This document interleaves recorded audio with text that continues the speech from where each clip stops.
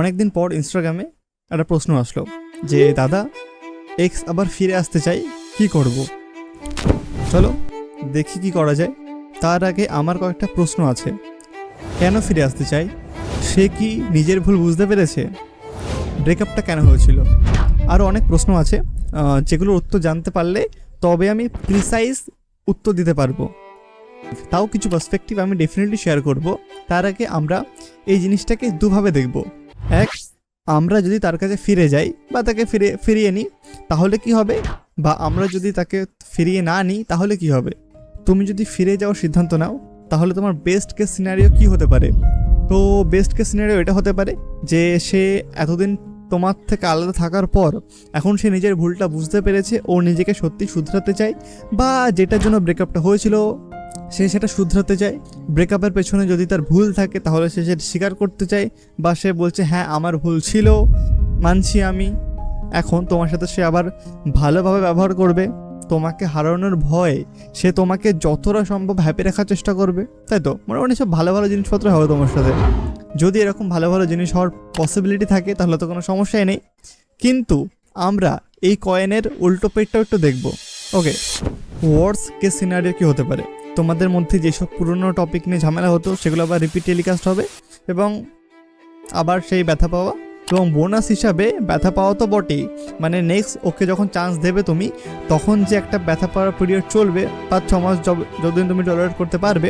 তুমি যখন আর টলারেট করতে পারবে না, যখন ব্রেকআপটা আবার হবে, তখন সে ব্রেকআপের বোঝ আবার 6 মাস ডিপ্রেশনে বা 3-4 মাস ডিপ্রেশনে। তোমাদের মধ্যেকার পুরনো ঝামেলাগুলো যেগুলো রিজলভ হয়নি সেগুলো আবার ফিরে আসার চান্স থেকেই যায়। তুমি কি এই রিস্কটা নিতে রাজি আছো?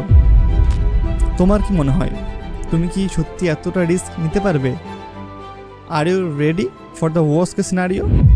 ডিসিশন কিন্তু সে আলটিমেটলি তোমারই। বাট আমি আরও কয়েকটা পয়েন্ট দেব বা পার্সপেক্টিভ দেব যেটা তোমাকে হেল্প করবে একটা সঠিক ডিসিশন নিতে। ফার্স্ট ফ্যাক্টর, ব্রেকআপটা কি তোমাদের মধ্যে চিটিংয়ের জন্য হয়েছিল? সে কি তোমাকে চিট করেছিল? এখন সে আবার বলছে না আমি ফিরে আসবো, আমি ভুল করেছি। যদি তোমাদের ব্রেকআপের রিজন চিটিং হয়ে থাকে, সে যদি তোমাকে চিট করে থাকে, তাহলে তাকে ফিরিয়ে আনার কোনোই মানে হয় না।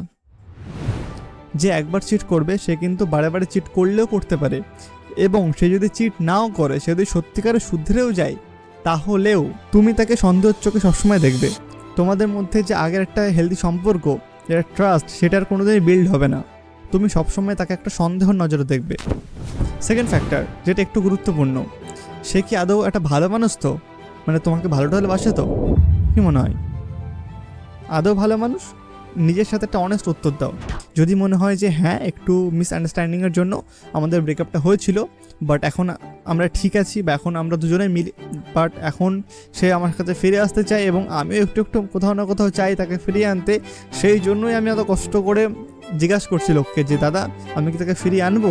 নিশ্চয় আমি একটু হলেও তো চাই না, নাহলে তো প্রশ্ন ওঠে না।